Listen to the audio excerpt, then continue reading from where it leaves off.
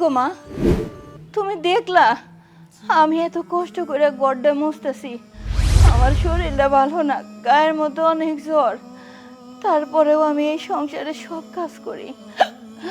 তুমি দেখলা, দেখি সেরে কেন তুমি এই কাদা মাখা পায়ে দিয়ে হাইটে যাইতেছো? জুতাটা একটু বাইরে খুলে থুইলে। এই বুড়ি, তুই অসুস্থ তো আমি কি করব? আমি নোংরা করছি, তুই মুছবি, আবার আমার মুখে মুখে কথা বলস। দাঁড়া, আজকে তোর খবর আছে। আফু, আফু, একটু এদিকে আয় তো। আরে কি ব্যাপার, এত চিল্লাচিল্লি? দেখ না তোর শাশুড়ি আমাকে কি বলে, আমি কাদা পায়ে আসছি দেখে ওনার নাকি মুছতে কষ্ট হবে। মা, আপনার এত বড় সাহস! আমার বোন নোংরা করেছে বলে আপনি ওকে কথা শুনিয়েছেন? আপনার এত বড় সাহস! আমি তেমন কিছুই কই নাই, তুমি তো জানো আমার শরীরটা অনেক খারাপ, ওষুধ খাইতে পারতেছি না, তাই অনেক কইলাম। গড্ডা আমার কাদা করে ফেলাইছে তো তাই। ও, তোর শরীর খারাপ তাই না বুড়ি? তোর শুধু মুখে বড় বড় কথা সব সময়। এই, এটা তুমি কি করলা? তোমার শাশুড়ি তুমি লাথি মেরে ফেলা দিলা? কি বউয়ের জন্য এত দরদ? এই বুড়ো, তোকে তো আমি কাজে পাঠিয়েছিলাম, তুই কাজ ফেলে রেখে এখানে চলে এসেছিস বউকে উঠানোর জন্য? বুড়ো বয়সে ভীমরতি ধরেছে তাই না?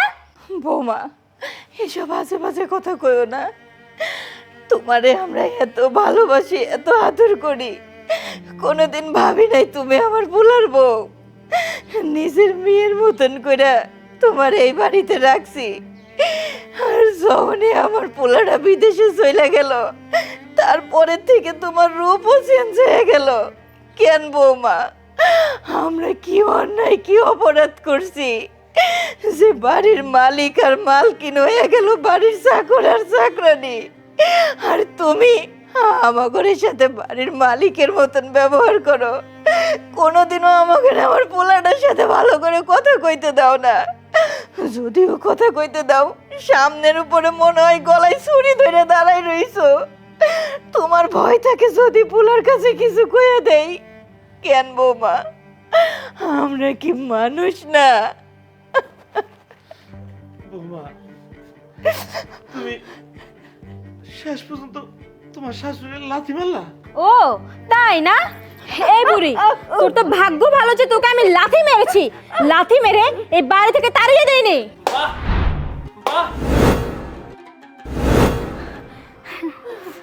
আরে তো তুমি মা, আমি আপনাকে কতবার বলেছি বলুন তো, আপনি এই সমস্ত কাজ করবেন না, বাড়িতে অনেক কাজের লোক আছে, তাও আপনারা আমার কোনো কথা শুনেন না। আর বাবা, আপনাকে আমি কত করে বুঝালাম যে আপনি মাঠে ঘাটে কাজ করবেন না, এখন তো আপনার ছেলে আমাকে ভুল বুঝবে বলুন তো। চুপ করো, তোমাকে আর একটা কথাও বলতে হবে না। অনেক নাটক করেছো, আমি সব নাটক বাইরে থেকে দেখেছি। তুমি তো ভালোই নাটক করতে পারো। তোমাকে যদি সিনেমাতে অভিনয় করার জন্য দিত না, তাহলে তুমি কিন্তু ফার্স্ট ক্লাস অভিনয় করতা। এই তোমাদের সুখের জন্য আমি কি না করেছি! এই দূর প্রবাসে বসে মাসের পর মাস, বছরের পর বছর আমি মাথার ঘাম পায়ে ফেলে কত কষ্ট করেছি, শুধুমাত্র তোমাদেরকে সুখে রাখার জন্য, আমার বাবা মাকে ভালো রাখার জন্য। আর তুমি কি না আমার বাবা মাকে এইভাবে কষ্ট দিচ্ছ? এত টাকা পয়সা মাসের পর মাস দিয়েছি, তোরই অ্যাকাউন্টে পাঠাইছি, কখনো আমার বাবা মায়ের নামে পাঠাইনি। সমস্ত টাকা তুই খাইছস, আমার বাবা মাকে এত কষ্ট দিয়ে রাখছস। শোন, আমি যখন আমার মায়ের সাথে কথা বলতে চাই, আর তুই আমাকে বলতি আমার মা ঘরে নাই, আমার মা নাকি পাশের বাড়িতে, আমার মা নাকি টোটো করে ঘুরে বেড়ায়। এসব কি মিথ্যে বলতি না তুই? আর আমার বাবার সাথে কথা বলতে চাইলে তুই বলতি আমার বাবা নাকি চায়ের দোকানে আড্ডা দেয়। কেন কেন তুই এসব বলতি? শেষমেশ বাবার সাথে যদি আমি একটা মিনিট কথা বলতে চাইতাম, তুই সামনে দাঁড়াই থাকতি, তুই তাদেরকে ভয় দেখাতি। আরে এই বেঈমান, তোরা তো অনেক গরিব ছিলি, তোর বোনকে পড়াশোনা করার জন্য তোর বাবার কোনো টাকা পয়সা ছিল না। আমি আমার বাবা মায়ের অনুরোধে তোর বোনকে আমার বাড়িতে এনেছি, আমার টাকায় খাওয়াচ্ছি, আমার টাকায় পড়াচ্ছি, ওকে মানুষের মতো মানুষ করার সমস্ত দায়িত্ব আমি নিয়েছি। তোর বোনের পোশাক আশাক দেখ, আর আমার বাবা আমার মায়ের পোশাক আশাক দেখ। তোদেরকে দেখে তো মনে হচ্ছে তোরা এই বাসার রাজরানী, আর আমার বাবা আমার মা চাকর চাকরানী। এই বেঈমান, তুই এই বাসা থেকে তোর বোনকে নিয়ে এক্ষুনি বেরিয়ে যাবি, তোদের এই বাসায় কোনো জায়গা নেই। বাবা, বাবা তুই এইমাত্র আসলি, মাথাটা ঠান্ডা কর বাপ, এত উত্তেজিত হোস না। মা মা আপনি আমাকে ক্ষমা করে দেন।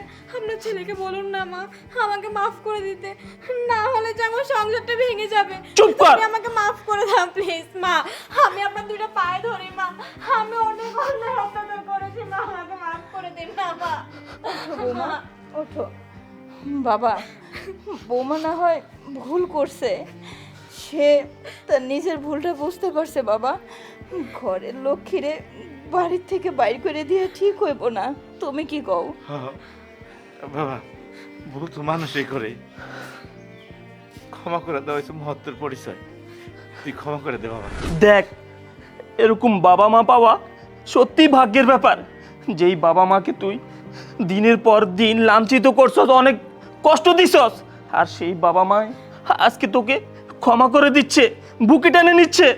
হ বৌমা, জানো আমিও তোমার মতন অল্প বয়সে এই বাড়িতে বউ হয়ে আইছিলাম, তাই বিশ্বাস করো আমারও শ্বশুর ছিল, শাশুড়ি ছিল, তাদেরকে কোনো দিনও শ্বশুর শাশুড়ি মনে করি নাই। মনে করছি আমার এক বাপ মারে বাড়িতে রেখে আইছি, এইখানে এসে আর এক বাপ মা পাইছি। তাদের আমি অনেক সেবা যত্ন করতাম, অনেক আদর, অনেক ভালোবাসতাম, কিন্তু আমার ভাগ্যে কেন এরকম হইল সেইটা আমি জানি না। তাই মাগো, তুমিও একদিন শাশুড়ি হবা, তোমার গর্ভেও সন্তান হবে। তুমি আজকে আমার সাথে এই ব্যবহার করতেছো, ওই যে উপরালা আছে না, সেও কিন্তু ঠিক একই ব্যবহার তোমার ভাগ্যেও লিখে রাখবে। এই জন্য বলি, শুধরাই গিয়েছো আরও শুধরাই যাও, কারো সাথে আর এরকম খারাপ ব্যবহার করো না মা। মা মা গো, আমি অনেক বড় ভুল করেছি, আমি এটা বুঝতে পারিনি। আসলে আমার মা ছিল না তো, তার জন্য আমি হয়তো এরকম শাসন পাইনি, আদর পাইনি। মা মা আপনি আমাকে মাফ করে দিন মা।